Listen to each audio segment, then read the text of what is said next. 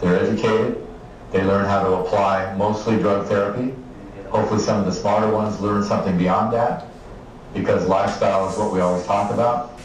But doctors aren't superheroes. You can't do whatever you want to do, eat whatever you want to eat, abuse yourself, let your health fall apart, and then expect the doctor to put you back together. But if you think about it, many people do that. They expect that they're going to go to the doctor, they're going to get that quick fix, and they'll be right back on their feet again. It just doesn't work that way. In fact, the whole superhero idea is based on symptom treatment. Now that's something we have to talk about. If you're continually chasing the symptoms, you're never getting to the root of the problem. If you're always treating the headache, if you're always treating the runny nose, if you're always treating a symptom, you're never going to fix anything. It's like chasing your tail. And that's unfortunately what a lot of conventional medicine has become, are symptom chasers. You go in, you see the doctor, you tell them your list of symptoms. These are the things I'm feeling. The doctor doesn't say, here's how we're going to get to the root of the problem. The doctor goes to his book, or her book, they look up the appropriate drug, they write you a prescription, and you go see the pharmacist. And for many cases, that's the end of it. That's not being a superhero. You can't expect the doctor to bring you back from the brink of extinction. You've got to take better care of yourself. We talk about that in every video. My name is Gwen Olson, and I am the author of Confessions of an RX Drug Pusher. I'm a 15-year veteran of the pharmaceutical industry, and I left in the year 2000.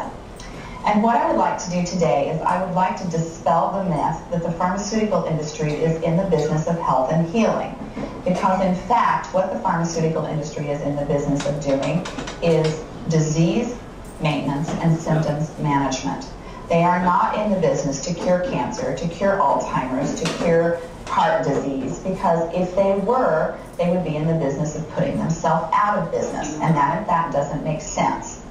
I don't want people thinking that I am a conspiracy theorist, because in fact, there is no theory behind what I'm telling you. It's all provable.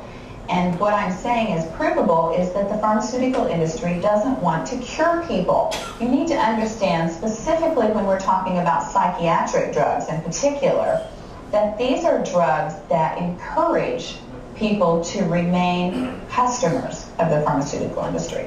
In fact, you will be told if you're given a drug such as an anxiolytic or an antidepressant or an antipsychotic drug that you may be on the drug for the rest of your life. And very frequently, people find that they are on the drugs for a very long period of time, if not permanently, because they're almost impossible to get off of. Some of them can have very serious withdrawal symptoms, and most of them can have extremely serious withdrawal symptoms if they're stopped cold turkey, but some people even experience withdrawal symptoms when they try to titrate or they try to eliminate the drug little by little, day after day. So it's really important to understand the motivation behind all of the current maintenance drugs that are on the market, even, for example, drugs such as cholesterol-lowering drugs. And what we are in fact finding now is that cholesterol drugs are lowering cholesterol excessively and causing other disease states as a consequence. My name is Dr. Sanjay Kumar, author of Fatal Care, a book that provides insight into the impact that preventable medical errors have on patients and their families. One of the stories that is covered within Fatal Care is of John McCormick's family and their 13-month-old daughter, Taylor, who unfortunately succumbed to a preventable medical error, an error that definitely could have been prevented. In order to highlight the impact that this error had, I would like to introduce John McCormick, Taylor's dad, that continues to suffer but further the journey into improving safety within the U.S. healthcare system. Here is John McCormick. My name is John McCormick. I'm a resident of the Boston area, a state trooper, a veteran, and a father with a broken heart. My baby daughter Taylor died to a preventable medical error despite being at a world-renowned hospital. My daughter was not protected against a deadly medical error. The the type that kills up to 11 people every hour, every day in the United States Hospital. Taylor was a joy in my life, and a precious sister to her brothers Jack and Steve. There were holes in the hearts of my wife Catherine and me. The most significant part of Taylor's death is that she did not have to die because the doctors in the hospital did not act on Taylor's changing condition. They failed to monitor her and they ignored critical test values. Taylor was lost. I do not want this to happen to your daughters, sons, mothers, fathers, or friends.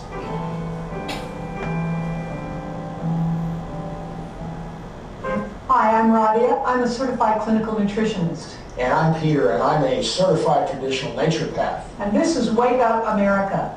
Today we are going to talk about the education, or shall we say the lack of education, in nutrition and complementary and alternative medicine in the top medical schools. We expect, because of generations of social conditioning, to be able to walk into that medical doctor's office, see that comforting figure in the white lab coat with MD on his or her chest, and be able to ask any question at all about any area of health and expect to get an authoritative answer. Well, as time has gone on, more and more evidence has become apparent that that's no longer the case. But the medical community still tries to portray that halo effect that we talked about in an earlier video, that they are indeed the all-encompassing experts. Well, we in the Texas Health Freedom Coalition decided to test the truth of that statement. And we conducted a survey of the publicly available curriculum information of the nation's top 25 medical schools and the top schools in Texas as it pertains to mandatory training in the areas of complementary care and nutrition. And we found some very interesting results, didn't we, Ryan? We sure did. Let me read some of this. This is mandatory nutrition and CAM. We're going to call it CAM, complementary and alternative medical training at the top U.S. medical schools, starting, of course, at the top with Harvard University. In nutrition training, 2 hours, 2 semester hours. That's it, two semester hours. And in CAM training, none listed. Johns Hopkins University, none listed in both nutrition and CAM training. University of Pennsylvania, 1 4-week combined course in nutrition and none in CAM training. University of California in San Francisco, 1 combined course, 1 combined course in nutrition and 1 combined course in CAM.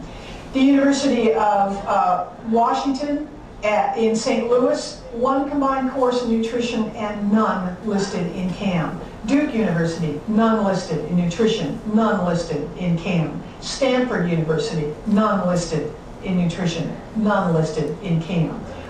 Yale University, none listed in nutrition, none listed in CAM. Baylor College of Medicine, 1 6-week combined course in nutrition and none listed in CAM. Columbia University College of Physicians and Surgeons. This was the, kudos to them, award-winning 4-year program in nutrition and none listed in complementary and alternative medicine. UCLA, 1 combined course in nutrition, none listed. The list goes on, none listed, even at UT in Houston, none listed in nutrition, none listed in complementary training. And I do want to mention, too, when we do say, oh, and here, the Mayo Medical School as well, none listed in nutrition, none listed in CAM training. So what I also want to talk about, too, is when you say nutrition, we are not talking about, generally, we're not talking about clinical nutrition, which is very, very different than the nutrition that is taught in these colleges, which was basically what we're talking about is the pyramid. So 1 semester or a couple of course hours in the pyramid really does you as the patient little or no good. It really doesn't use nutrition or any of these modalities in a healing way. Absolutely. And the implications for us as consumers of medical care is huge.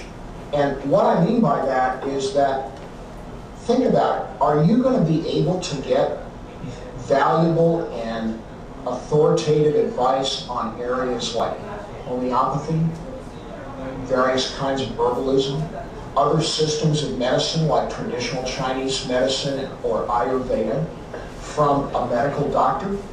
What's the standard default answer? Oh no, don't do those. Well, what they're not telling you is it's not don't do those because they don't have value. It's don't do those because they don't know. But they're not willing to admit it. Now, it goes even further than that, and you talked about this with clinical nutrition, and you being a CCN use extensively nutritional supplements as part of your protocol for helping people to return to or maintain wellness, just like us naturopaths do.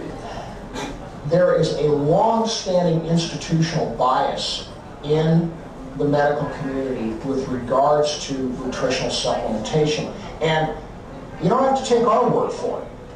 In 1998, two courageous medical doctors wrote an article in the Archives of Internal Medicine, which is the prestigious research arm of the Journal of the American Medical Association, and they showed that in medical textbooks, in the attitudes of the community at large, and in terms of the information that medical doctors shared with each other, there was widespread institutional bias. Let me give you an example. It used to be an accepted fact that high doses of vitamin C, according to the medical community, caused kidney stones. And everybody pretty much accepted that as gospel. Well, these two doctors took a look at that, and they discovered that the root of that information was that some medical doctor somewhere wrote an opinion, and it was shared with other medical doctors who then shared their opinions. Was there scientific research done? No. Was there any kind of follow-up as to what the value of this doctor's opinion was? Do you remember when you were kids and you used to string two tin cans together with a long string and you played the game telephone? That's what they were doing. They were playing the equivalent of medical telephone, passing on dubious information, actually inaccurate information, from one person to another until enough people had the information in hand and it was accepted as fact. Well, you know, if they did that with a pharmaceutical drug, they'd have people up in hauled to court on charges. But they're more than willing to do that with nutritional supplementation. And so the point we're trying to make with all of this is that the medical education community is falling far short in educating their physicians on the crucial subjects of nutrition and complementary care. And you know, Peter, I wanted to mention, because my degrees were in accredited universities and colleges, and my undergraduate work in my science was at the Austin School of Nursing, and I did take some early nutrition classes by dietitians at that school. And when I opened the textbook, this is when I was young, and I was just starting out, I opened the textbook and I swear to God, the first chapter in this book was entitled, "What is a Quack?" And basically it went through, talk about medical bias. It went through the list, you know, anyone who uses dietary supplements is a quack, anybody who believes in organic is a quack, and it went on. The list was just appalling. I mean, I threw the book across the room and said, wait a minute, I'm not going to spend my time and money in this kind of education. But nevertheless, I did, and I did go through standard medical nutrition education, along with having to seek, which was a big challenge, to seek and find accredited clinical nutrition and complementary and alternative medicine. It's not easy to find in this country anymore. And I did write an article several years ago that was published in, I'm a columnist for Whole Health magazine. This was published, and it was entitled "United We Stand, Divided We Fall: The Conflict Between Medicine and Nutrition in Our World." And it was stimulated by, typically, I had a client who came in who was going through cancer therapy with her doctor, and she wanted an adjunct or a complement, a nutritional protocol to go along with her with her complementary cancer treatment. And so I went through what I was going to do with this person and everything, and she said, okay, that's fine, great, I just have to run this by my doctor. Famous last words. And I said, okay, well, before you do, I want you to take everything that I'm doing, and I handed her literally the citations and the references for everything I was going to give this person and everything I was going to do. 2 days later, I get a call back from her, and she's canceled her appointment. So I called her. What a surprise. I called her and said, why did you cancel your appointment? She says, well, my doctor says that that's just a bunch of hocus pocus and a waste of money. And I said, really? And you came to me and was very excited about this program. Why do you suddenly have this change of mind? She says, well, he's my doctor. He knows. And I said, well, you go back to your doctor and you ask him how much in his training, how much nutrition and how much clinical nutrition has he had in his education. I'd really like to know, because I've had almost 8 years. Okay, I've had about the equivalent in medical school, and plus I've been practicing for 20 years, that doctor has had in medical school, I have had in clinical nutrition. And I showed him all the citations and everything. And honestly, here's what I said to this person. I said, I really wish your doctor would stop practicing nutrition without a license. Joseph Strickland here, applied clinical nutritionist here in Austin, Texas. It is really amazing to me the faith that people put in the medical field. It is a field, like I said, that is designed to treat disease. A person has a particular disease and they give you a drug in order to either mask the symptoms or stop it, and then the person continues on living.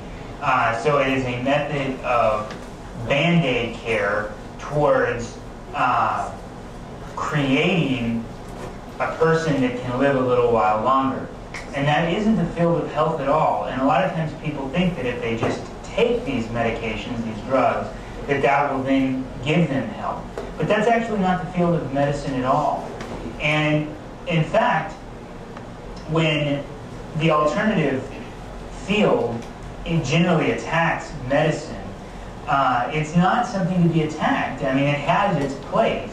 If I'm in a car accident and I get badly banged up, I really want to be taken to the hospital where they have the medications that can force my body to continue to survive, and I really want that care at that time. Now, I realize that after that, I'm going to have to find something else to get my body healed up and normalized. And that's really the field of the alternative practitioner, such as a nutritionist or a chiropractor or an acupuncturist. And they really deal with the overall health of the individual. In fact, with medication and when somebody goes to the doctor with a particular problem, such as high blood pressure, which is a symptom, or a headache, which is a symptom, it's not a disease. You go there and want a solution and demand a solution, so the doctor has drugs that can artificially change those things, not on a long-term solution, but on a temporary basis. And the person goes in and demands it. Well, the doctor wants to help this person. They don't want to tell them that they can't help them. So what they do is they give them a medication that can handle it short term. But really what caused that problem is accumulation of what that person has done himself, the different foods he's eaten, the different lifestyle choices that he's made, the lack of exercise and things like that. And the drug is there to artificially change this for the person for a period of time. It'd be like going to a zookeeper and asking him, you know, this gardening here looks really good. How do you grow such good grass? Well, the zookeeper probably doesn't know that. He hires a gardener to do that. So instead of going to the doctor and asking for health, you should go to the proper area, the proper arena for that. And that isn't drugs. Drugs are not for health. There's a lot of videos on this site that you can actually look up the specific information about drugs themselves. I'm just talking about how it's not the field. Health is not in the field of medicine. concept that I wanted to go over with you today is the basic truth behind health. And the truth behind health really has three things about it. The first one is that you are what you eat. You've probably heard that.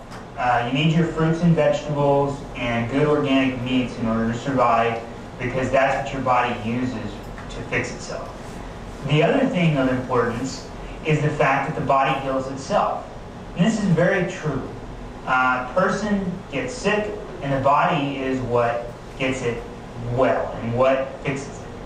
I'm going to do a video specifically on why some people have the idea, yeah, the body heals itself, well, how come I'm sick? And that's very true. There are some factors that make it hard for the body to heal itself. And I'm going to go over that as well in the next video. And the other thing is the fact that you do not have a headache because of the lack of aspirin in the blood. Also, you don't have high blood pressure because of the lack of high blood pressure medication in the blood. Okay? You have these things because of specific environmental things that cause them. So don't run to your doctor if you've got a headache and tell them, I need a drug to mask this pain, just like if you were driving in a car and the oil light comes on. You wouldn't put paper over that oil light. The oil light's not the problem. So for that reason, it's very important to find the cause of whatever specific symptom that you're experiencing. So in summary, I wanted to tell you to remember, look at your health in the proper arena that it should be looked in. Nutrition, chiropractic, massage work, acupuncture, all of this alternative stuff is designed for overall health. Medicine is designed for disease. If I'm bleeding, if I've got a vein that's open and I'm bleeding out from it, take me to the doctor to get me patched up. If I break a bone, please take me to the doctor to get me patched up. If you go to an alternative practitioner and you have a broken bone and they say that they're going to put a cast on it and stuff like that, run. That's not their field. So when you go to a doctor and you ask them how to stay healthy into your later years, and they try to help you, run. They're going to give you a drug, and that's not going to solve it.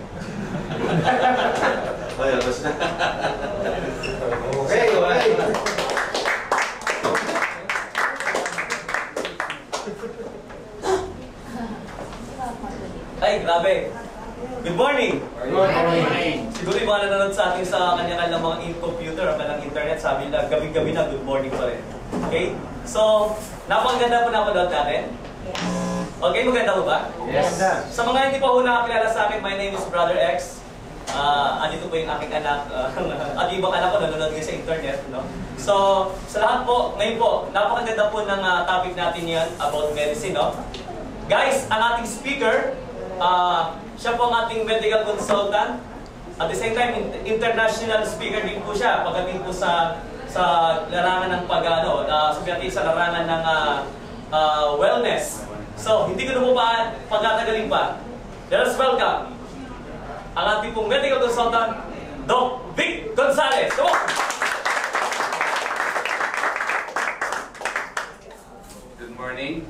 Good morning. Okay, kamusta po kayo? Mukhang na-carried away kayo nung pinanood nyo. Okay, how was it? Is it an eye-opening sa inyo? Mga nanonood po, kamusta po kayo dyan? At naway maganda yung mga kalusugan. Sino po yung mga first time dito? First time? Nako, okay. This is a training, so I hope you bear with us kasi po this is not the regular session. So ang akin lang po, bear with us. Maganda ho yung topic natin as you had seen a while ago. Yung po yung tinatawag natin video, let's face it, while the persons here are talking, ako mismo, sabi ko kay Sir Paul kanina, tinatamaan din ako dahil I'm also a graduate of Doctor of Medicine. Good point lang sana po, I open up my mind in the alternative practice. Kaya medyo natutunan ko na. Nakuha niyo ba yung mga mensahe nila kanina? Yes. Okay, kasi meron po kanya-kanya kami nilalapatan. Tama yung sinabi niya na kami po, we studied for 10 long years of treating diseases.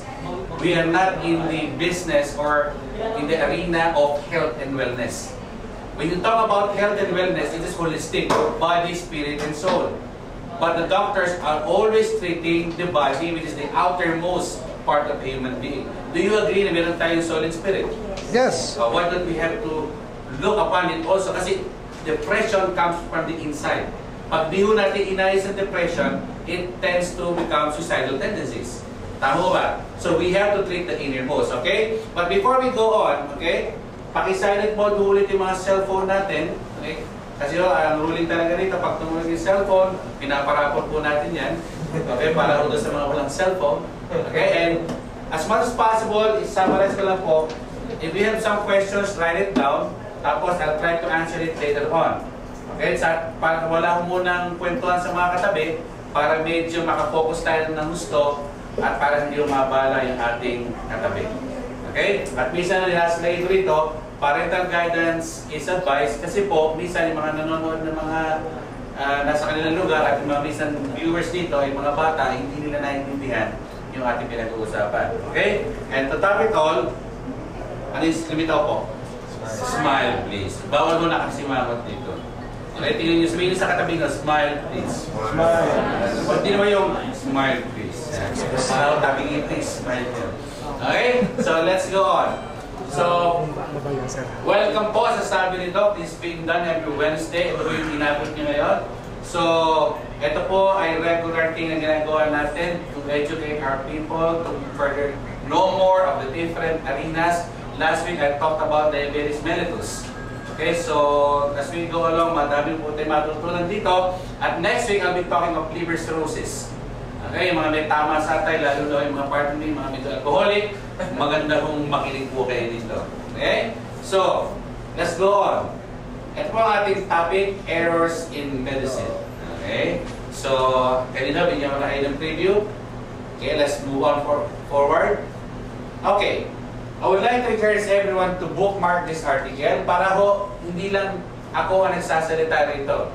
These are all documented, these are all been got from different studies, so hindi lang ako ang nagsasalita rito. In behalf of all those what we call sources, pakikita ko rin sa inyo, okay? Now, landmark article, several ones like this are published. This is the information follow-up in Institute of Medicine report. Okay? Authored by Dr. Barbara Starfield of the Johns Hopkins School. Kilala ho itong Johns Hopkins. Pag pinag-usapan po yan. Okay? So, some of those write-ups here are been taken from that arena. Okay? Now, let's... Okay mo ba kayo? Masyado kayong tahimik. Okay mo ba kayo? Okay? Sige. Published in JAMA, okay, July 26 of 2000, which is the most widely circulated, one of the most respected medical journals, okay, in the entire world. Kung usapan po natin further, ito po, masakit mapakinggan, tignan. Tignan mo yung title niya. Doctors are the third leading cause of deaths in the US. Kaya parang ayaw ko lang ituloy. Okay? Now, that's why I honestly stop from prescribing synthetic medicines. I open up my mind, as I will show you later. Ultimo ho, ang kung may kapal ay sinasabi, magugulat ho kayo talaga, ay dapat herbs lang po ang pinanggagamot natin, even sa mga sakit natin at tamang lifestyle. Okay, but since people are being educated, isa ka nag-advance sa tao, nakakalimutan na po yung basics. It has to be done. Okay? Para pang nakakalimutan na saan galing ang tao, saan ba galing ang tao? First and foremost, yes, God before, but remember, we are all organic. Diba? Hindi tayo dapat kumakain ng synthetic. Okay? So, alisin na lang natin yung blank are the third leading cause of deaths in the US. Huwag sana po sa Pilipinas. Okay? So, let's move on. How the US healthcare system may contribute to poor health. All these are the deaths per year. Nakikita niyo ba? Okay, 12,000 unnecessary sa surgery. Kaya medyo mag-isip-isip po kayo. Bisa kasi, hindi naman dapat operahan, operahan. Okay? If I were you, get a second opinion, get a third opinion, manangiginig ko, don't just settle for one opinion. Okay? Kuha po daw kayo sa ibang mga dalubhasang doktor for you to have the right opinion. Okay? 7,000 medication errors in hospital. Mawalang galang na ho. Kaya na lang, huwag nyo lang sagutin. Kung sa US po ay nangyayari ito, do you think it is happening also in our country? Okay, no, sumagot yan, ha? Absolutely, yes. Ayaw kong, comment yan. 20,000 other errors in hospital. 80,000 infections in hospital, take note. Imbes na kumalay, lalo pa ako na-infection. Okay, meron po kaninang buting kaibigan dito. Magulat po kami, yung kanyang nanay ho nagkaroon ng herpes zoster. It's a severe viral infection. Point is, paano nagkaroon yung medyo may edad na ng herpes zoster? Usually these are STDs and yung mga malilipot na lalaki, pero napunta sa babae. I don't know, it's maybe because of this topic, or subject matter, infections in hospitals. Okay? 106,000 non-error negative effects of yung mga nagbe-maintenance mo dyan. Medyo po tayo, ha? Okay, let's move on forward. This total to 225,000 deaths per year from iatrogenic causes. Okay, so let's move on forward, ha? What does the word iatrogenic mean? Okay, any medical procedure that is invasive and not necessary. Marami mong yan. Hindi dapat para pag masakit ang ilong, ang masakit ang ulo, butasan ng ulo.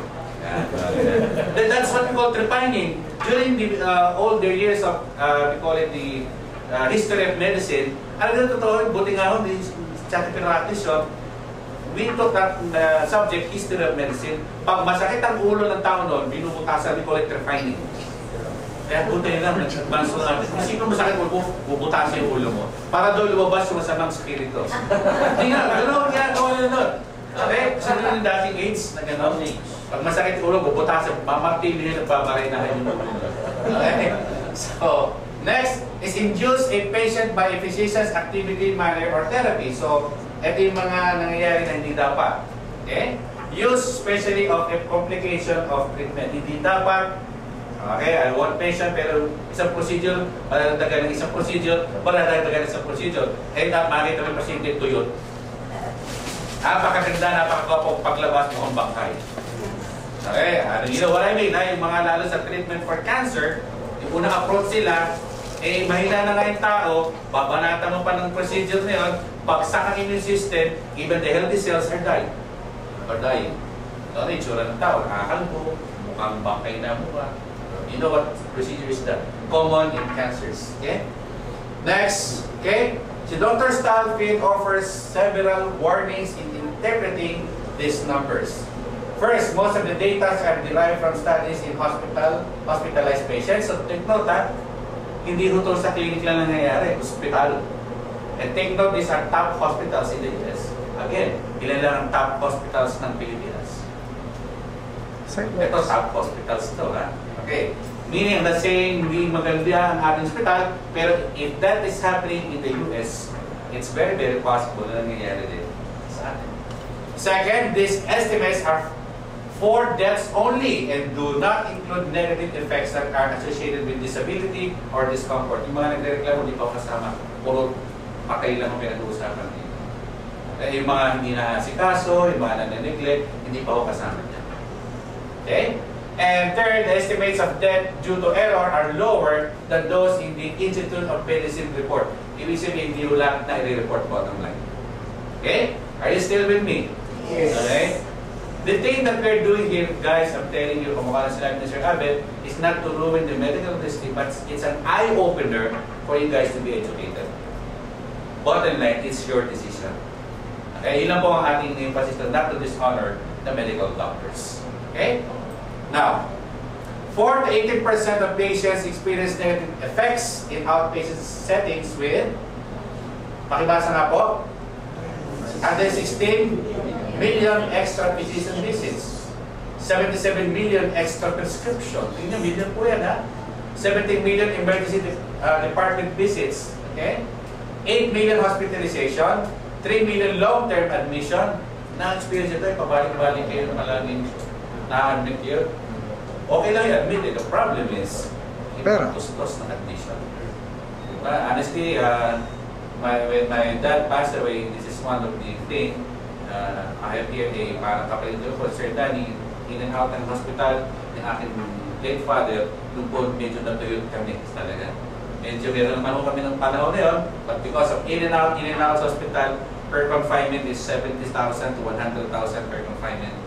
He suffered from a severe, what we call status asthmaticus, a severe form of asthma. Nabawal kibot niya, may sakit na sana, lumaki na yung puso niya, meron pa rin emphysema, complication, everything. So bawal pasok po niya, grabe po talaga ang bill namin. Muntik nga matay siya, hindi sa sakit niya, hindi sa bill na lumalag ng militaw sa every time na binibigay sa amin. Okay? 199,000 additional deaths. Okay? And 77 billion in extra costs. 4 to 18% na experience sa mga outpatient.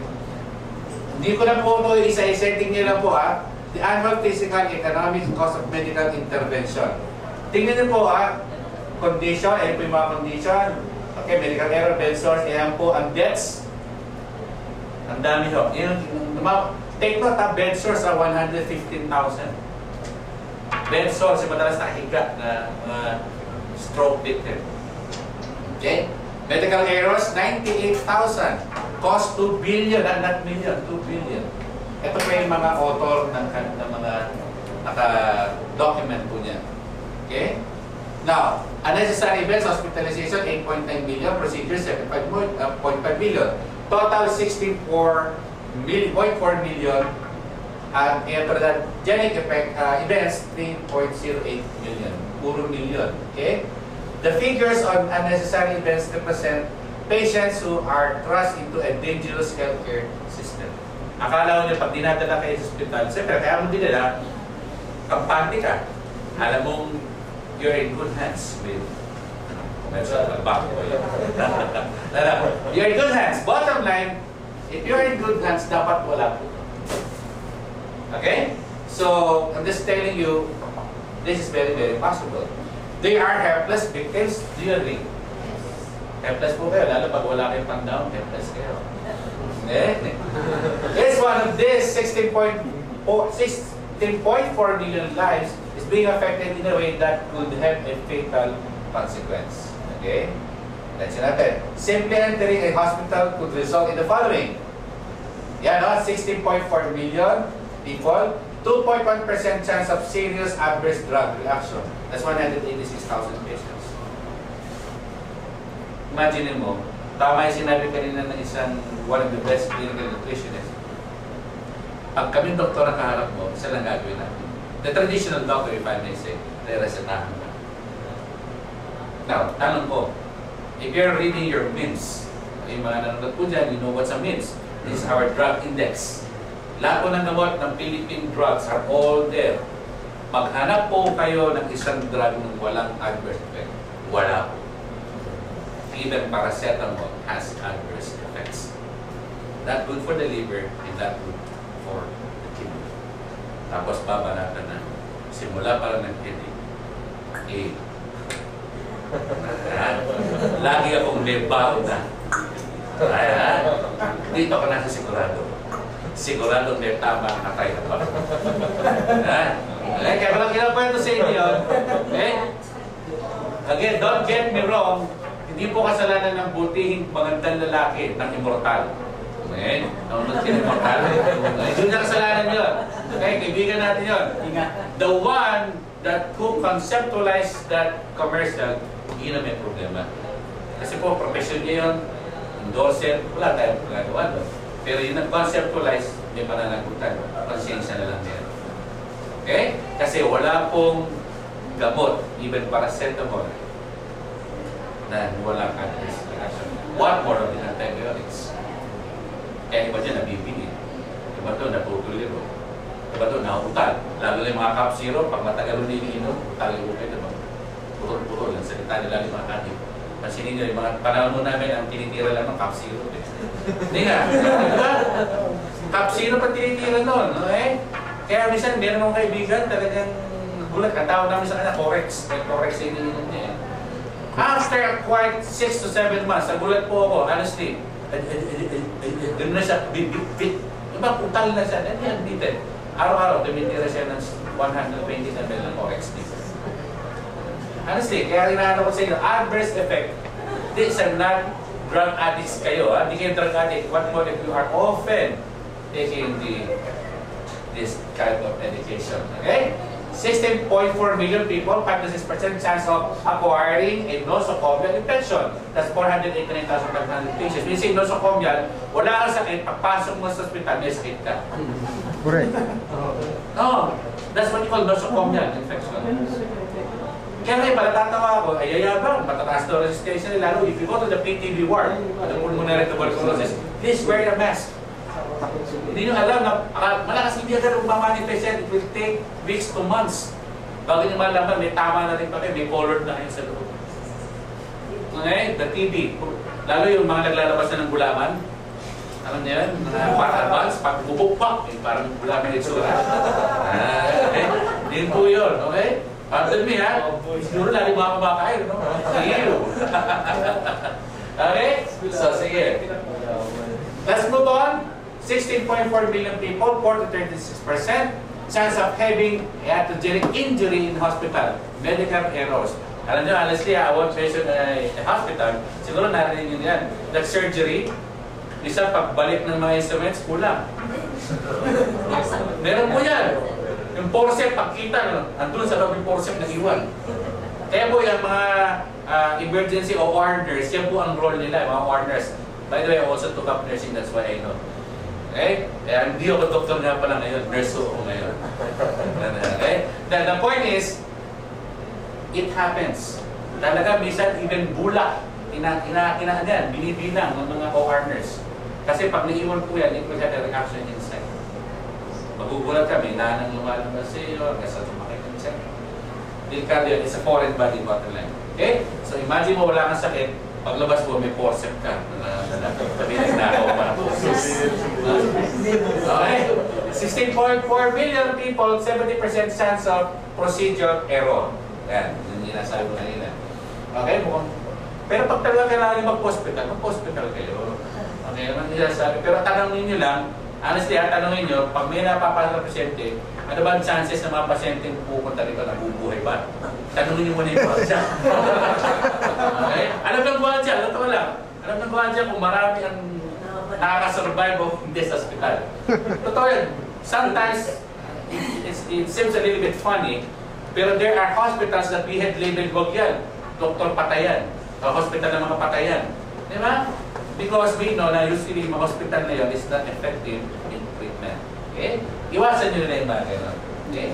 Alam nyo na medyo mortality mataas, huwag na lang po nyo dalhin. Alas na, galit kayo sa kamag-anak nyo, dalhin nyo doon. Okay? American medical system is the leading cause of death and injury in the US. 783,000. Okay? In 2001, take note of, heart disease annual death rate is 697,000. The annual cancer death rate is 553. Nagkakarera po itong dalawang to. Questions? Tingnan niyo po ito. If the hospitals and doctors know really how to treat this or prevent this, bakit di sila bumababa ang numbers nila? Palaging pataas pa. You cannot prevent cancer or knowing cancer, but definitely you can stop cancer from spreading if you have the proper nutrition. All of us, dinapit na po dito, all of us have cancer cells. Sir, you have a cancer cell, mom, you have a cancer cell, I have a cancer cell.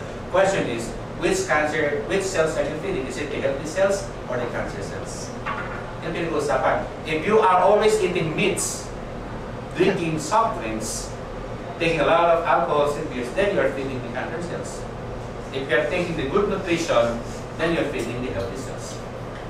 It's the way of what we call lifestyle. Yeah? Okay. Now, okay, the high cost of the healthcare system is considered to be a deficit, but seems to be tolerated under the assumption that better health results from more expensive care. Ano ba yung sinasabi rito? Pag mataas ang procedure, akala nila gagaling. Uy, nag-undergo na. Ayaw ka lang mention mga procedure, ha? Alam niyo na yan, mga usually pang-cancer. Okay, lalo yung mga titignan yung mga breast. Take note, ladies, hindi ho beneficial yung letter M na yun. Yung procedure sa inyo. Mammogram. Yung letter M na yan is not approved especially by people who are practicing alternative medicine. It even worsens the case. Okay? In a traditional setup, yun siya. Pero sa alternative way, even magugulat po kayo, even the letter C, even the double C, CH saka CO. Right? These are all not good for the human body. Magugulat kayo. Even treatment for diabetes, drugs, hypertension are not all good for the body. I-support natin yan later as we go on. Okay? Pero I'm not saying, ladies and gentlemen, mga nanonood po, I'm not saying stop your medication, no? What you have to do is have the proper nutrition at yung doktor ho niyo magsasabi when to diminish or stop taking the medication. We still have to follow the way of the tradition. Ang sinasabi lang po rito, ano gusto mo? Treatment or prevention? Prevention. We are here to prevent before we go to treatment. Okay? Are you still with me? Yes. Okay? Kasi doon, medyo nakikita ko na sa iba sa inyo, gusto mag-meditate. Okay? Well, ganun na po. Papunta na ng Saudi, papunta na ng Walt Disney. Ewan ko, bawal ko yan, ha? Dito muna tayo. Okay? Now, diretso po tayo. 20 to 30% of patients receive inappropriate care. Okay? Tandaan ko po, ha? Malaking porsyento po yan, up to 100%. Okay? Next, 44,000 to 98,000 among them die each year as a result of medical errors. Gusto nyo ba mabilang dyan? Okay. Guys, ito if you look at this person, yes, you cannot prevent that from happening, but one thing for sure, you can delay things like this. That's my point. Hindi mo ba i-prevent yan sooner or later, God will call us. There's always time for everything. Tama ba? Pero one thing that we can do is delay this from happening. Okay? So, ang sa akin lang, dapat maganda ang inyong nutrition. Okay, next. Better health. Okay. At 14% of the GNP, pakibasa nga po, yung naka-open close parenthesis. Tulungan niyo ako. Okay. These are the people who practice yung on top of the old age, yung kanilang sa society, how they belong still sa economic status. Lahat po yan, sinasabi, ano intindi nyo? Help me with this.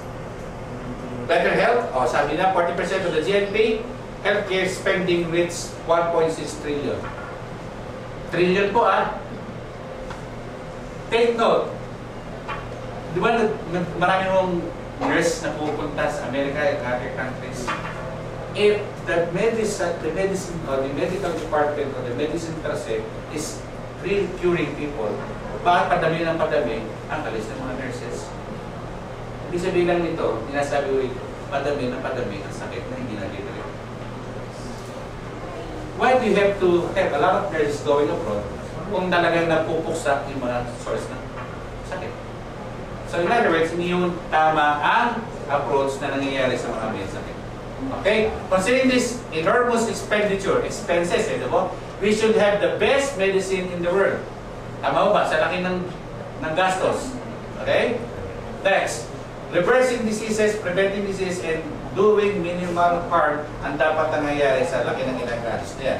Better health, careful and objective review shows the opposite. Tama ba? Lahat ng ginagawa natin, lahat ng mga mamahalin na ginagawang procedure, tanong, may gumagaling mo ba? Wala. May kilala na kayong nag-undergo ng several exposure to chemotherapy? Yes. Tumagal ba lahat ng buhay? Tell me. If that is meant to prolong life, why is it they are still dying in a short span? Yeah? Okay? I'm not saying it's not a treatment. It is a treatment. Problema lang po honestly, kasama po yung healthy cells. Pag tinira yung kalaban, pati yung kakampi, kasama. Kasi it's like a shotgun. Wala sa pinapero. Pagpasok ko sa loob niya, lahat po ng cells niya kakatake. Kaya ang lahat po na nagkikimotherapy, honestly, baksak katawan, lagas sa buo, lupay-pay ang katawan. Kaya pasin nyo sumusuka, I know because on top of me being a doctor, my mom, who passed away also last July, yan ang dinaan niya, suka ng suka, hindi mo niya nakaya, big para kawa mo na, yung last chemotherapy niya, pinahinto niya na sa akin. Gusto ko nga mamatay kasi pa-chemotherapy mo. sad to say, hindi mo kayang gising talaga yung lalo nanay. Point is, sana huwag mangyari sa atin pare-pare. Okay? It's not the last thing to do. One thing that we have to do is raise the nutrition para hindi tayo makasakit. Of 13 countries in a recent comparison, the US ranks an average of 12, second from the bottom for the 16 available health indicators. Country mo, America, di ba tinitingala natin ito? Honestly, sad to say, di ba halos lahat ang ginagawa ng mga Amerikano, nakopya natin. Sana huwag natin kopya yung errors nila. Ayan, sana, I hope not. Okay, poor performance of the US, okay, confirmed by the WHO study which use different data and rank the US as 15 to 25 industrialized countries, and yet marami pa rin may sakit sa kanila. American public behaves badly by, what sabi po? Smoking, drinking, and perpetrating violence. Proportion of females who smoke. Tingnan natin kung para sa Pilipinas, ha? 14% in Japan, 41% in Denmark, 24% in the US, 5th best. Sino kayo? Okay. Sana sinabi nila Pilipinas, ano pa kayo tayo top rank na. Huwag naman, ayaw ka naman. For males, the range, 26% in Sweden, 61% in Japan. Ano mga hapon ba yung malakas manigarilyo? Ano siya, don't know this. Nakita ko lang, malakas manigarilyo mga hapon? Yes. Okay. Sige, and 28% in the US. Third best na naman sila. Wala ito pag Pinoy, di ba? Kahit sa kwento. Pag Pilipinas na yan, wala yan. Okay? Sana dito. Buti wala tayo dito. Okay? Next. Okay. US ranks 5th best for alcoholic beverage consumption. Yun. US has relatively low consumption of animal fats. 5th lowest in men aged 55 to 64. Honestly, sabi po, let's be honest with ourselves. Ano ang madalas sa diet natin? Gulay o karne? Gulay. Ha? Karne. Okay. Ano ba? Ano ka? Gulay? Gulay ka? Gulay? Isip siya. Isip siya. Alam niya, bawal ko sinakan eh. Okay? Guys, ito yun. I always tell even my patients dito, we practice here the holistic approach. Because one time, we had a patient, andito kanina, nagpa-LBA. Actually, we do pray for our members, and not only members, but all the people who consult our company dito in terms of health. Honestly, the most powerful for me is prayer. Para sa akin. Kanina, pangalawa na lang po ang barley, if I may say. Barley, in terms of supplements, is the best for me. But for healing purposes, ang pinaka-effective po sa amin is prayer. Bakit po? Kanina, pinagdasalan namin yun. Some of you were here. Nagulat po kami. That patient, kilala po ni John, okay, has a ongoing liver problem. Papunta na po siya ng liver cirrhosis. If I may say, it's a demonstrated cancer of the liver. Tinignan ko po yung LBA niya, yung blood analysis niya, dugo na napakarumiyo. But honestly, kanina nakita ko 2 weeks to take off our product. Nagbago ho, naghiwa-hiwalay, at blooming po, nakita rin niya siya. Hindi ko rin nakilala, itsura. Okay, nagmukhang talagang fresh siya. On top of yung kanyang may sakit po na, tinignan ko pa rin po yung sakit niya, pero unbelievable, malignancy is there. There is necrosis, when you say necrosis, tumigas ko yung portion na tayo niya may mass, but you cannot see her na parang may sakit siya. Okay? One, as I've said, is prayer. Pinagdasal mo namin siya dyan. Pangalawa, is our product barley. Palakpakan naman po natin. Sabi ko nga po kay John, if we could document that, kasi nakita namin before and after. It's so powerful, nobody can question that kung nangyari mismo sa harapan mo. Okay? Kaya ko lang sinasabi, in relation with our topic, everything is possible with prayer. Pangalawa, with our lifestyle. Okay? At huwag na lang po kayo pupunta sa ospital. Okay. Third lowest mean cholesterol concentration among men, 50 to 70. Kaya lang kayo kwento, look at industrial countries. Processed food, naku, I'm telling you, avoid going to instant foods. O yung mga instant pagkain, yung mga fast food chain. Okay, medyo isip-isip po kayo dyan. Okay? Lack of technology is certainly not a contributing factor to the US low ranking. High use of technology in Japan is limited to diagnostic technology, not matched by high rates of treatment. Now look at this, in the US, high use of diagnostic technology may be linked to more treatment. Akala po nila, as I'm going to summarize this, the more high-tech, I will not mention the hospital here in Kansas City, pag ba pumunta sila doon, para pag-secure na siya high-tech. Diyan na meron din eh. Question is, bumalik ka ba? High-tech. Naka-high-tech ka na. Okay? Question is, gumaling ka ba? Because we have this mentality na pag pumunta ka sa first class high-tech hospitals, gagaling ka. Take note, ang dami kong alam na nagpunta doon sa mga hospital yun, paglabas, hindi nagtagal na maray din. Pinakamasakit pa nun, naubusan ka pa ng selyo sa kama. Diba? The only thing that can cure, listen to me, the only thing that can cure things is you yourself. Wala akong ibang pinakamagaling na doktor kundi ikaw at yung sistema mo. Okay? Ang tama pa, second na lang po kami. We're not saying wala kaming credibility, pero kami mga doktor, pangalawa na lang po kami. Una kayo at ang Panginoon. Okay? Now, lack of technology is certainly not a contributing factor. Yung ating topic. The number nurse to patient ratio is highest in the US. Yan sinasabi ko kanina. Hindi pa napapasin, ba't pagdala, tututuwa tayo, dahil tayo naman nagkakapera.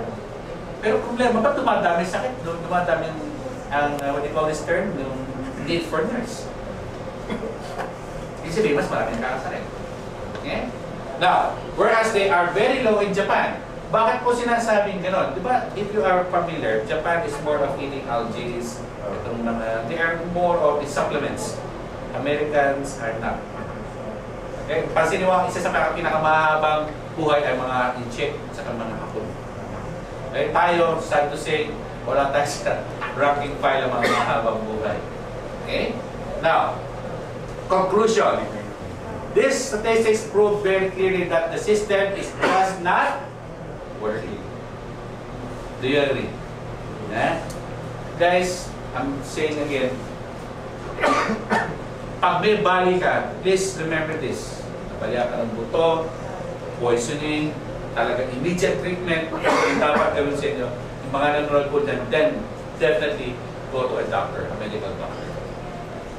But if you want wellness, health, and everything, the best persons to go to is alternative practitioners, nutritionists, chiropractors. Pangalawa na lang po kami, if I may say.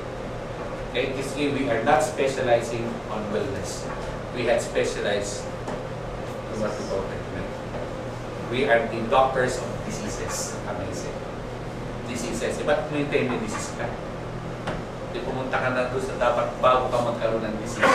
Ano gusto mo? May sakit nanay o walang sakit? Wala. And kami, kumukha lang, have you appreciated yung pinalabas kanina? Iba-iba pong video clips yung pinagsama ko lang to prove to you that they are in the best line of nutrition. Even si isang nagkitang, two of them are medical doctors. One of the best medical doctors is Dr. Mercola of America. Tignan mo niyo sa internet, grabe yung doktor yun. Hindi po toong full-fledged doctor. Okay, pero siya po ay nagpa-practice ng alternative medicine at topmost ang ginagamit ng is nutrition. Magugulat ka, wala nang say sa lahat ng sinasabi. Wala na. That's why we are have to take our product. Not because just to endorse the product, but because we need the product. Iba po yung want, iba yung need. We don't just want the product, we need the product. Okay? Hindi mo nag-work, hindi na conclusion. It is broken, it is a desperate need of repair. Guys, ang medicine is not to repair the cells. Our product is capable of repairing and rejuvenating the cell.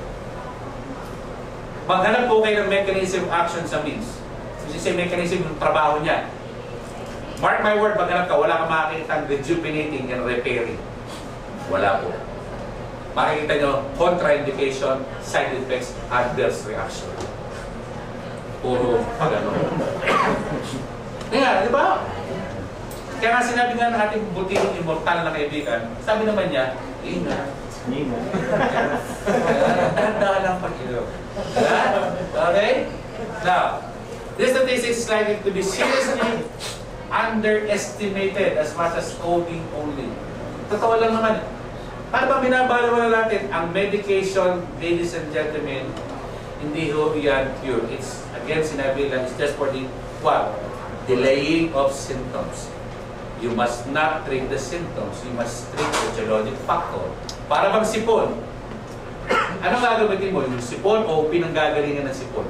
Yung pinanggagalingan. So ano dapat?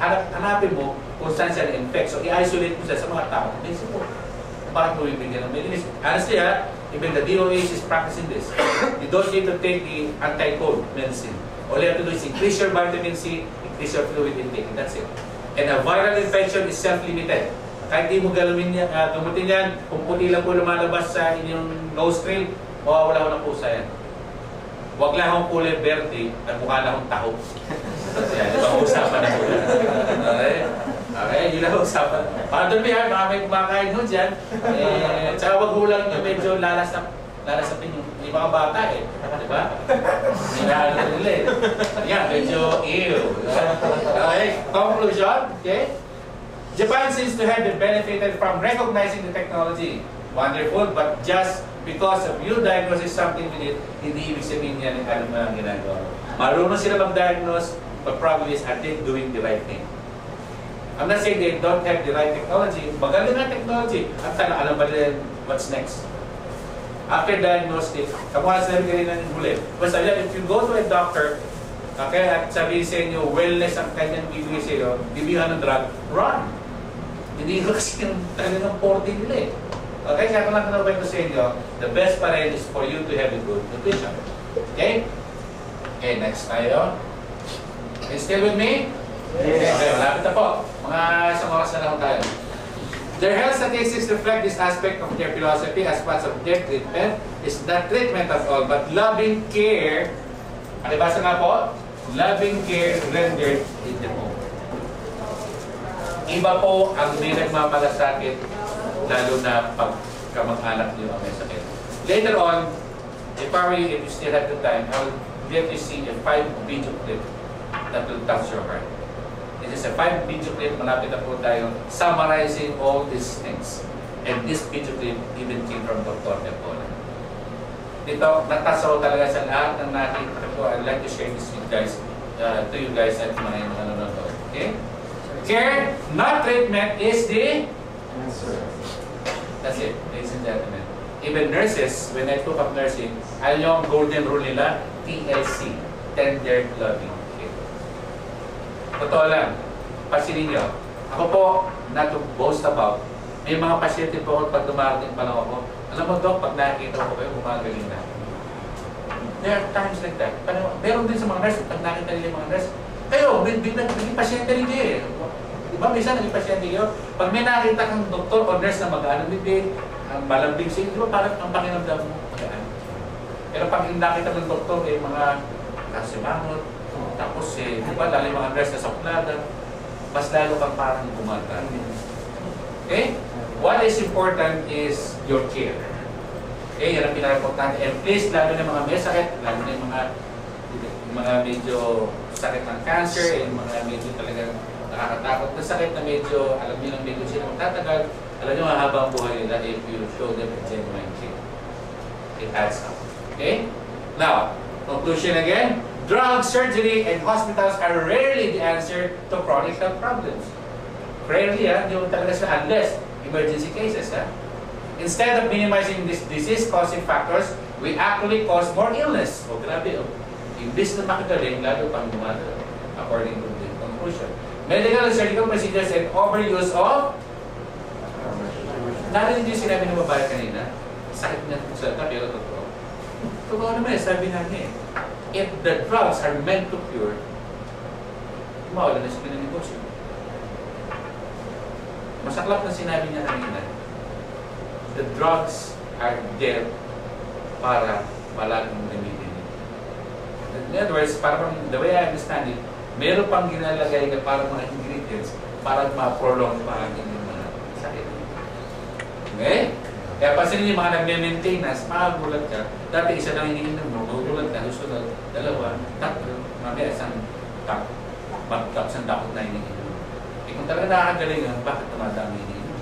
Dati, meron ka ng Lipitor, meron ka ng Leo Black, Calcium Black, sunod na Happy Black. Okay, medicine is not taking into consideration the following important aspects. Stress is one of the things that we have to get rid of. Yung IS stands for the immune system. Sino hindi stress sa inyo? See? Iyan ang mga factor. This is what we call the holistic approach.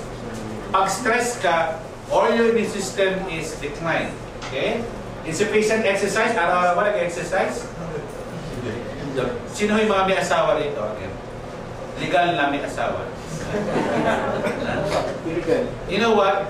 At madalas po nila-lecture, even those are watching at home, the best exercise is having a love affair with your spouses. Honestly. Yan naman ang problema. Tayo nila yung bigay ni Lord sa inyo. Okay?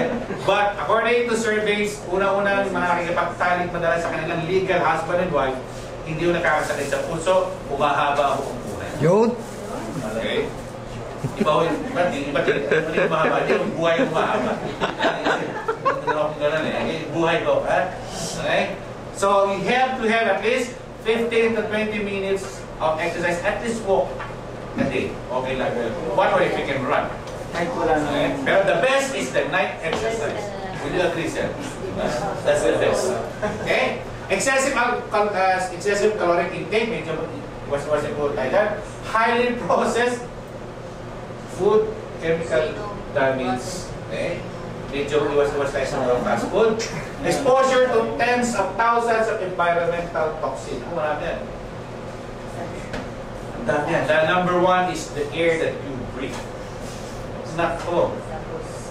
Kung alam, I always tell this, kung nare-recall ito, doon dati sa SM North. Meron po doon yung parang pollution awareness. Meron doon parang, ano sila, thermometer, gano'ng ka-pollute yung ating environment. Wala na ho. Ako every time na tinitigan ko yun, ako grabe. Bagaw sa grade, dapat pasang away 75, pero hindi ho eh. Cum laude palagi eh. 90 to 95, pollution. Cum laude ho talaga, yung pollution natin. Kaya sana ibalik yun. That's one thing na sana hindi nila i-reset sa ako. I'll always look at it. Okay? Now, the use of this service of this therapeutic strategy is the result of the little effort or money being appropriate for preventing diseases. Dapat ko prevention ng ating pagkagastusan. Hindi ko yung treatment. Okay? Magkakamali tayo ng focus. Is it possible to heal our illnesses? What's your answer? Yes. Definitely. It's very, very possible. Okay?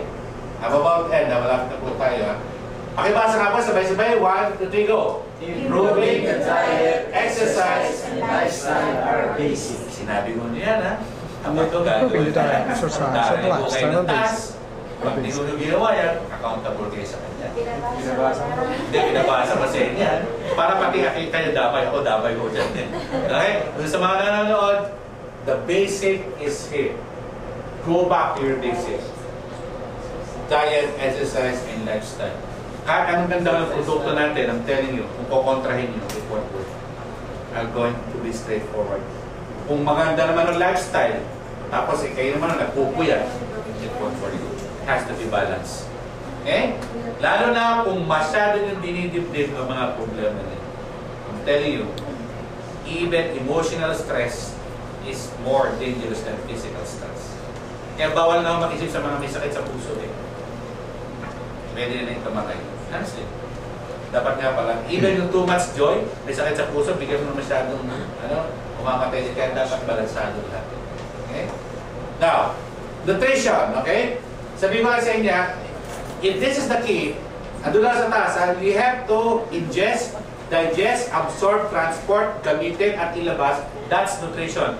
Kasi pag sinabing nutrition, akala natin po, pagkain lang. No, it's not. Na-ingest mo nga, hindi mo naman na-digest. Sa taas po, na-digest mo, hindi naman na-absorb. Na-absorb mo, hindi naman natin-ikot. Na-transport, hindi naman nagamit. At pinakamasaklap, nagamit mo lahat, hindi mo inilabas. That's nutrition. Kailangan lahat po yan magkakasama. Okay? Now, essential nutrients, ayan po lahat. Carbohydrates, fats, proteins, vitamins, minerals, and water. Nutrition is a science. It is the, pakibasa nga po, key. Importante mo bang key? Yes.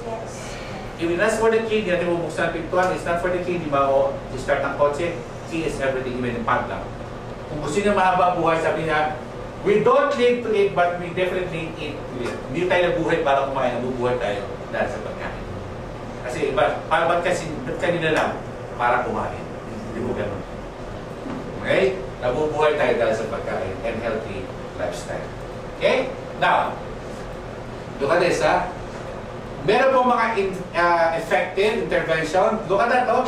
Emotional. Pakibasa nga po pangalawa. Spiritual. Which is one of the most important things. If whether what belief you are in, you practice your spiritual faith. Napaka-importante po yan, ha? Huwag niyo kakalimutan yan. Okay? Because we are made of body, soul, and spirit. Ito sila sabi ko. This is what we call the holistic approach. Doctors, mostly of the traditional doctors, if I may say, focus on the outer. We have to focus on the innermost spirit. If you're going to look at the body, soul, and spirit, saan po tayo dyan talaga? Tingnan niyo po yung illustration na yan. Sino tayo dyan sa tatlong na yan? Tell me. Tingnan niyo, body, soul, and spirit tayo talaga. Mag-isip pa, naalala na. Body. Are we the body? Iiwanan natin eh.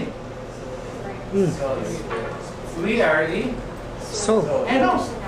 Personality. It's all about the soul. Spirit is a God-given thing.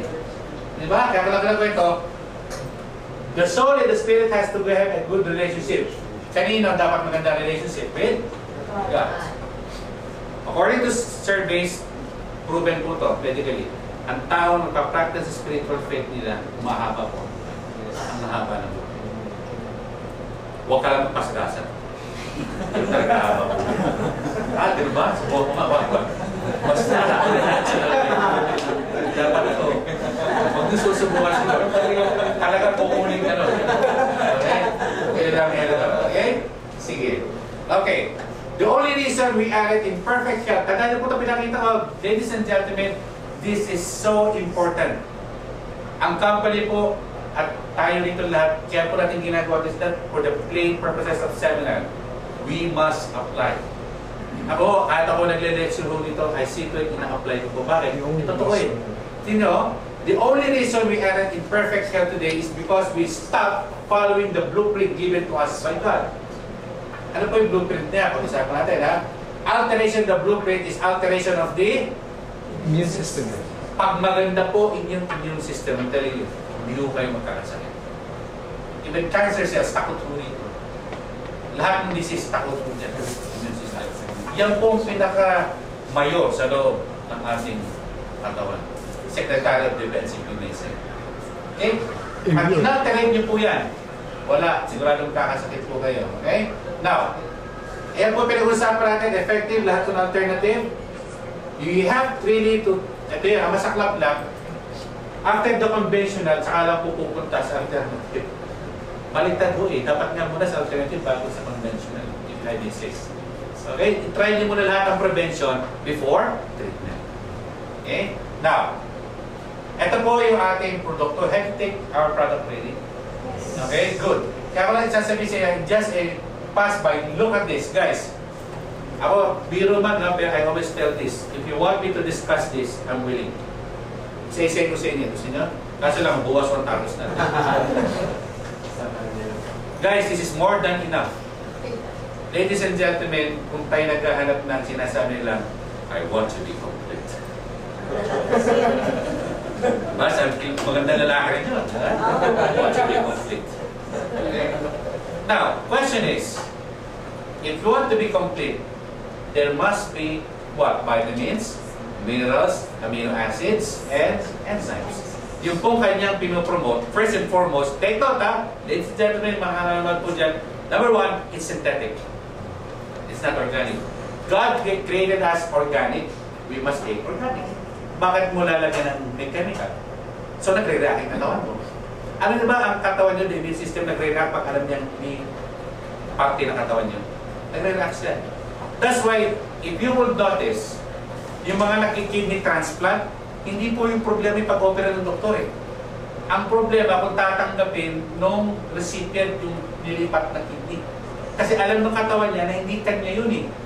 So kaya ano binibigay ng mga doktor? Immunosuppressant. Ibinababa yung immune system. O pasok kayo ng mga bacteria, pasok kayo ng mga infection.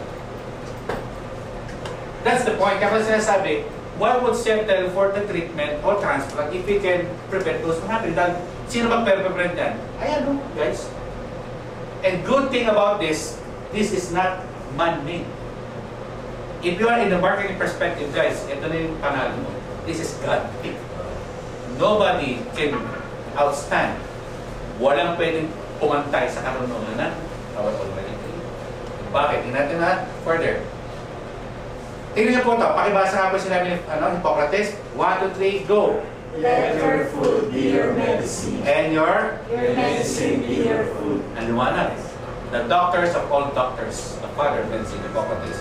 Sabi niya, a wise man should consider that health is the greatest of the human blessings. Bless mo ba kayo na wala kayong sakit? Yung mga nanonood dyan? We are. Napakasarap po nang walang nararamdaman. Basta na lang gagawin natin. Take care of your health. Yeah, ito malupit. Tingnan niya ha. If you are again a marketing person, sabi niya, he treated his patients with Proper diet. fresh air, change in climate, and attention to habits and living conditions. Ito pinakamaganda. His favorite diet for the sick was barley. Good. Pagpanapunan yung barley. Okay? Alam mo, hindi mo kayo na-excite dito. Ito na eh. Ito ang isa sa pinakamalupit na endorsement na hindi mo kaya balikin. At ito yung sinasabi ko, now I can understand that Hippocrates is a holistic type of doctor. Bakit? Tingnan mo, he treats this proper diet, fresh air, changing climate, lahat kasama holistic. That's what we call holistic. Yan po ang ibig sabihin holistic, hindi mo nakatingin na sa isang angulo. You are being talagang in a full perspective. Iinitingin ka. Okay? Now, ito pinakamalupit na isa pa. Okay? Endorsement. Wala na pong tataas siguro dito sa Book of Life. I always tell this basic instructions before leaving earth. Bible spelled as B-I-B-L-E or B, it means basic instructions before leaving earth. It's an instruction. Ano ba? Bakit? Para ma-maximize mo ang iyong buhay, ang lahat na dapat gawin. Tingnan mo sabi niya, God said, I have given you every herb. At lahat sa buong mundo, sabi niya, to you it shall be for food. Hindi niya sinabing lechon. Hindi niya sinabing hotdog. Sabi niya, herbs. Diba? O ngayon, anong ginawa natin? Pinalitan natin ng isaw. Pinalitan natin ng papaitan. Yan. Dinuguan. Yan, diba? The point is, herbs at sinabi. Sino may kasalanan ngayon? Tayo. Binago natin yung command niya. Okay? Now, look at that, Deuteronomy. For the Lord God is bringing you a good land, a land full of wheat and barley. Sa John, sa New Testament, feeding the 5,000 people with 2 small fish and 5 barley. Kaya po kakabali pang endorsement. Ito, pinakamaganda. Namnamin nyo ito, ito pinakamaganda kung gusto ko palagi nakita. Sabi niya, in which you will lack nothing. And you have it all from A to Z. O, di ba? Ba't tahimik po kayo? Di ba? Come on! Kung naiintindihan nyo itong sinasabi, guys, gospel means good news. This is a good news. Pagka papupunta, I'm not saying hindi maganda yung mga produkto sa ibang banyan. But take note, they are what we call nanotechnology or man-made. This is God-made. Wala tayong inalter dyan. Okay? So, next, facilitating the God-given healing capacity that all of us have is the key. Lahat po tayo meron. Yeah. Okay? Now, for this lesson, please watch this video. Pakita mo na. Ito, maganda ito. Okay, Pastor.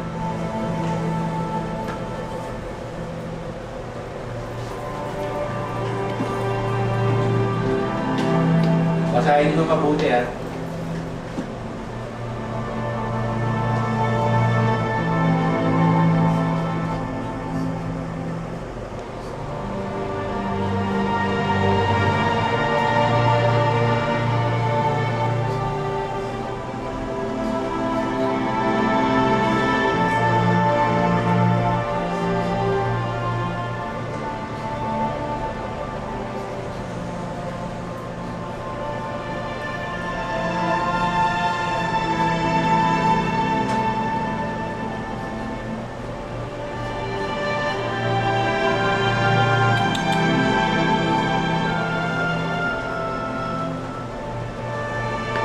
Expected, expected.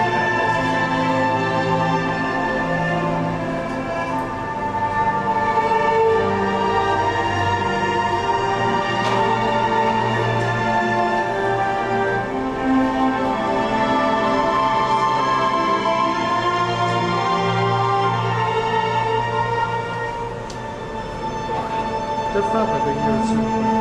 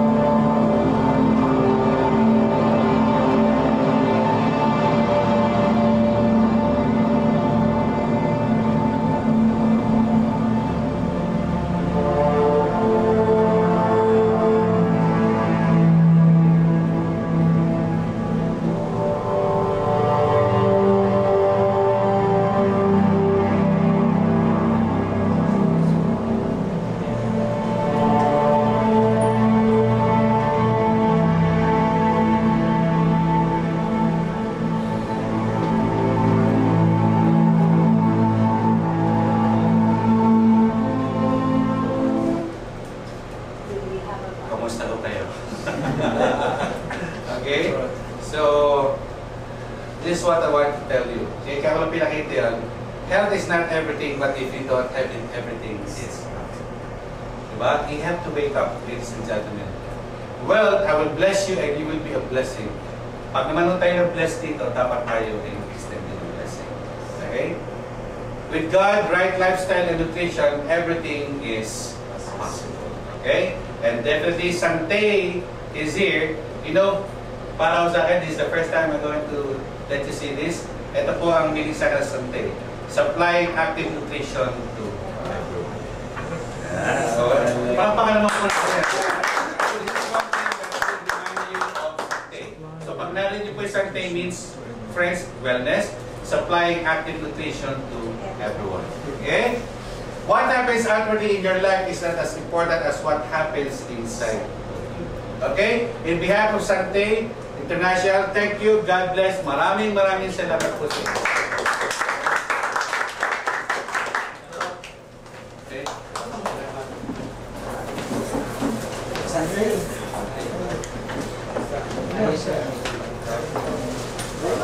Thank you for coming. Sige po, see you again. Uy. So, abangan nyo na po this coming Saturday. Again, we have our party business presentation with Mr. Joey Marcelo, our CEO. So, thank you and good day.